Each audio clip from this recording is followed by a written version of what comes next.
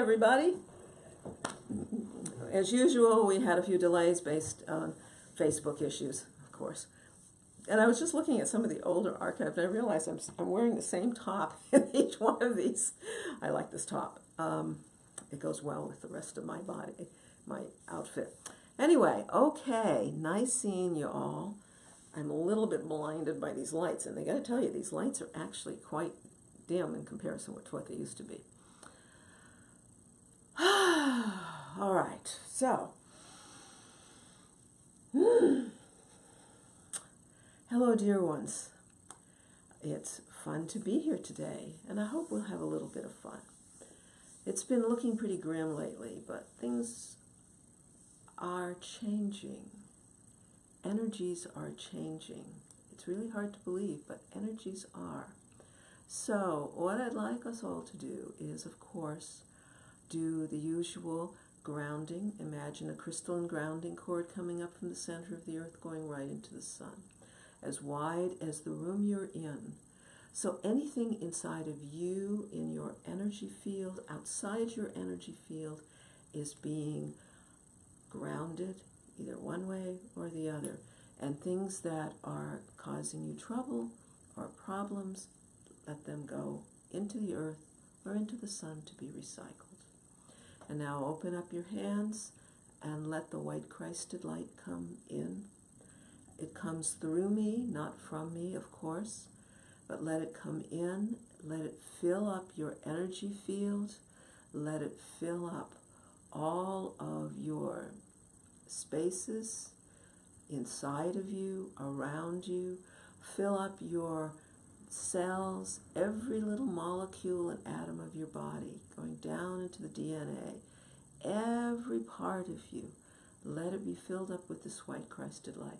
And because this light is so high energy, anything that is below it cannot remain.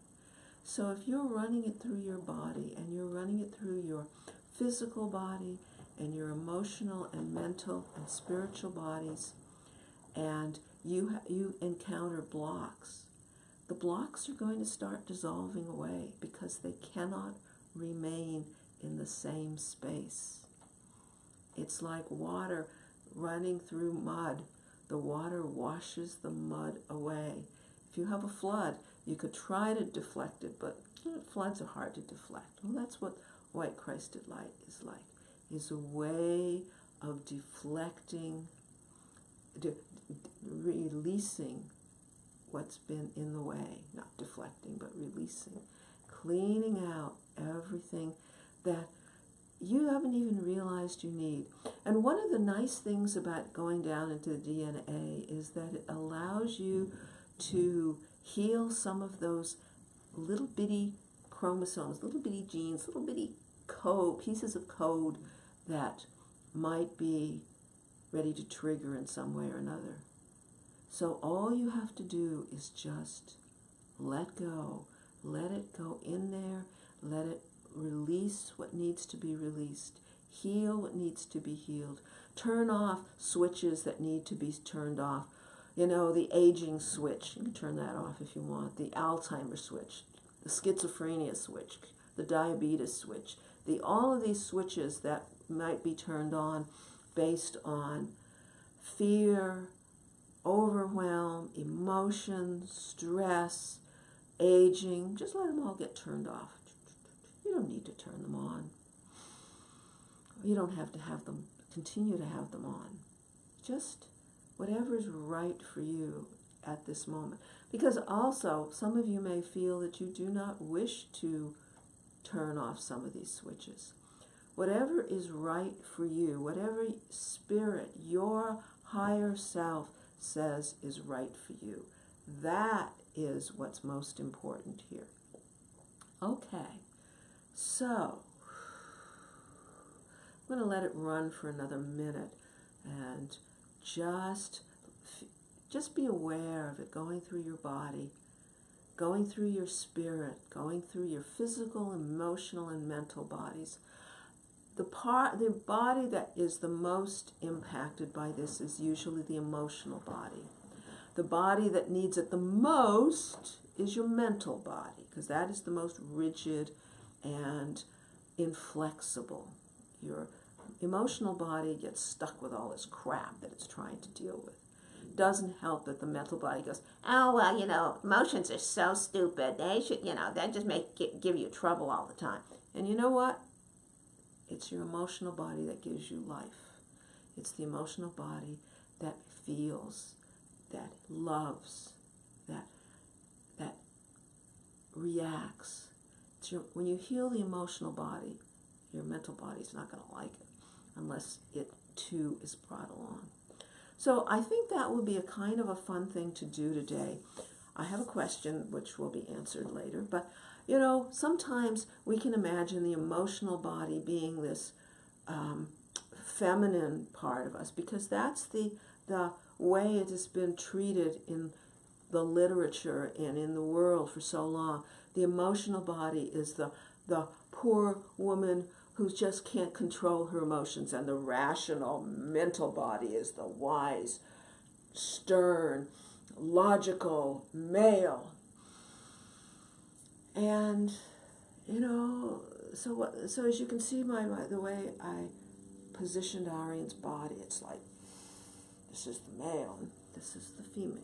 And we need to change that, because it's not true. I mean, rationality has been encouraged, male rationality.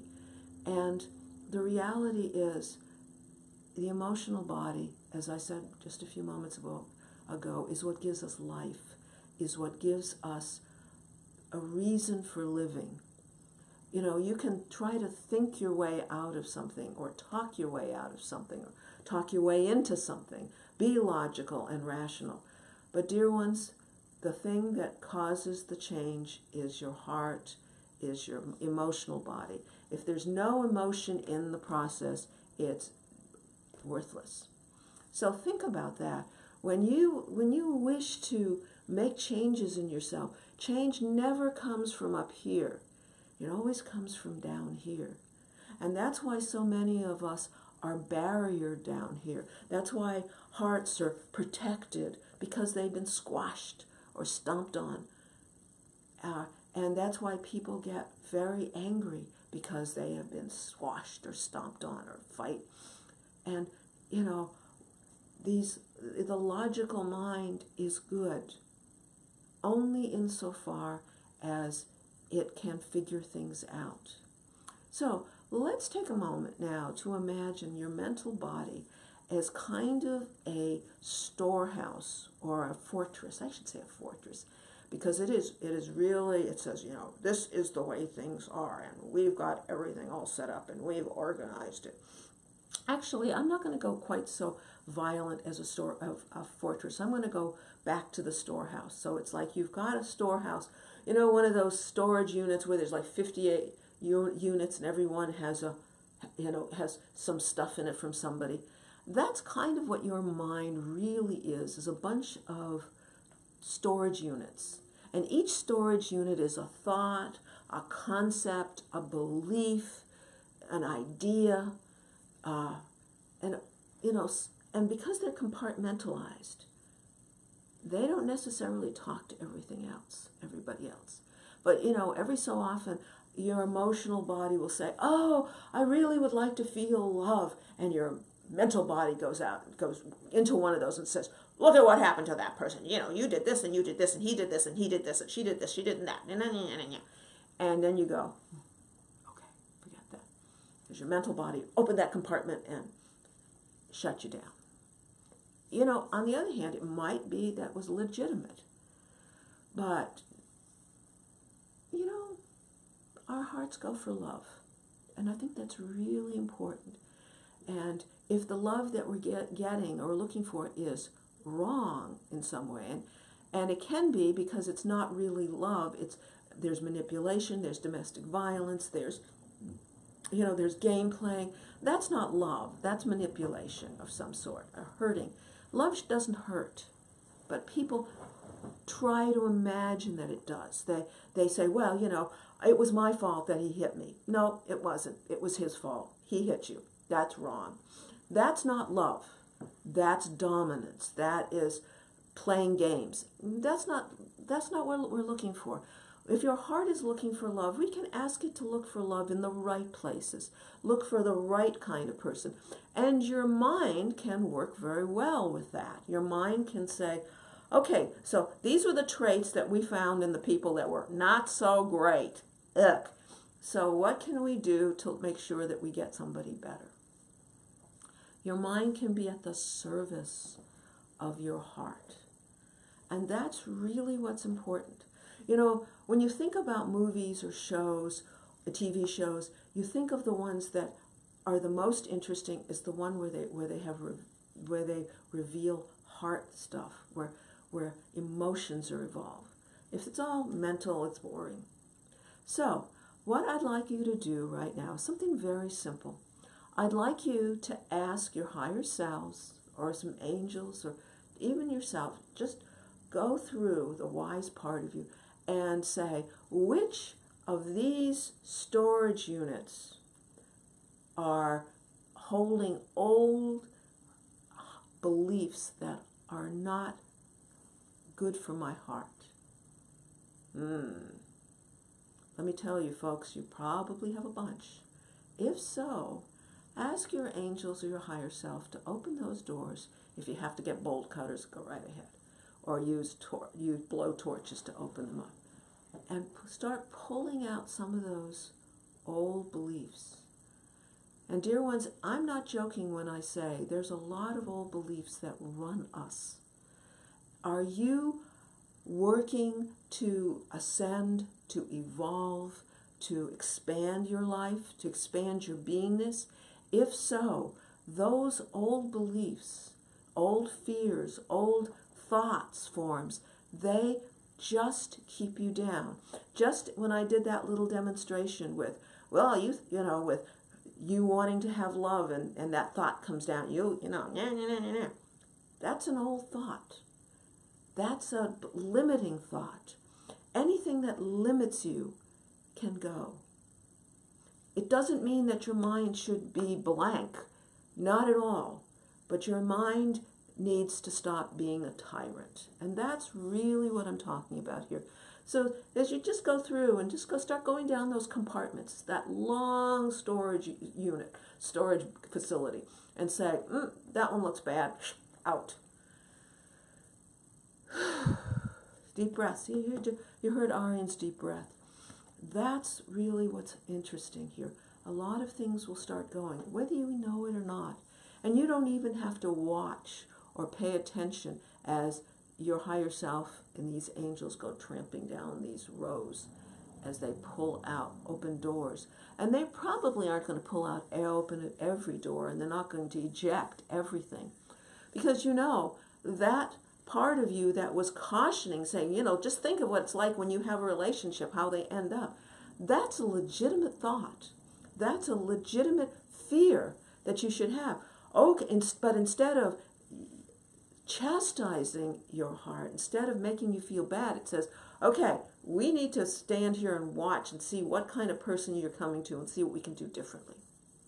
That's a whole different way of being, of standing. It's your mind analyzing, logically thinking, what's best for us. You know, you become a partner. The two of you become partners instead of there having this warfare between mind and heart. So that's what we're working on here. Emotional body is becoming, and mental body, instead of one being shrunk down and the other being large, we equalize them. So we're going to let your higher self and the angels do this work, cleaning out your storage units, and then filling them up with gold light to just, so that nothing, not so great, other thoughts don't crawl in there. Arian is reminding me that in CBT, cognitive behavioral therapy, there's something called stinking thinking, where you just go over the same thoughts that make you feel worse and worse. That's exactly the idea. These thoughts make you feel bad, and they shouldn't. So take some deep breaths and clear all of this stuff out of you. Open your heart, open your body, feel your mind expanding. One of the things I will mention a little bit of politics just because this really applies. People who are focused a certain way, who think a certain way, we call them closed-minded people. And the more closed-minded you are, the more you think like this, the more you expand your mind and your heart, the harder it is for you to stay on one track, because you become empathetic, because you feel for others, and the world changes. We need more of that. Okay, so I am going to, there was a question that was asked, and I am going to address it. I have to open this computer. Okay, so this one person asked about a relationship of many years, they've been separated for a long time. He's come to where she is, and she's asking whether she should see him, even though he's married. He and his wife are separated. And what is her soul's comment about this, and what should she do? Okay, now, dear one, this is a very good question, and because it is a very rich question in this way. The answer to that is, I'm not going to sit there and say, yes, you should see him, or no, you shouldn't. And this is why. Because you need to clear, and what we're going to do is that very thing, is clear.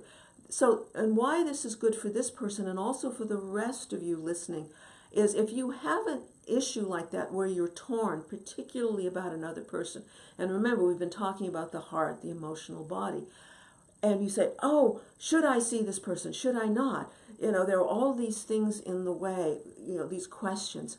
And what you need to do is clear everything out of your system. And then you can get clarity. So what I mean by this is, imagine a bowl, a big cauldron, and all of your thoughts and all of your worries. Should you, shouldn't you? Is he my soulmate? Is he not my soulmate? Should I see him? What about his wife? All of these things. And then add how all of the connections that we have had in other lives, if we've had them, throw them all into this cauldron. Do we have karma together? Throw that all into the karma. Do we have contracts together? Also into this cauldron. Whatever connection you have in other lifetimes, other realities, other dimensions, other universes, parallel lifetimes, everything, throw this into the cauldron. The cauldron might be as big as the house. Doesn't matter. But throw it all into a nice gold cauldron filled with gold light, liquid. And now, what I'd like you to do is cancel it all. Just say, I release all of this energy around this person, around this relationship. If we have contracts, they're canceled. If we have karma, let it be released. If we have anything, any connection whatsoever, let it be cleared. Now, why on earth would I do all that? Would I ask you to do that? Very simply, because once you have cleared all of this energy, just release, turn the cauldron over and release the energy into the earth to be recycled. What's happened here is that the connection around the two of you is now clear. You don't have all of this doubts and, I don't know what this might be. Is this so? Do we connected? Are we connected? Should we be connected? It's like you're giving yourself some open space. You're taking a deep breath and saying, oh, I have space now to see whether indeed I have a relationship with this person. He may be a soulmate.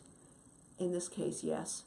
But the reason, but if it's all muddied with everything else in the way, you can't get clear.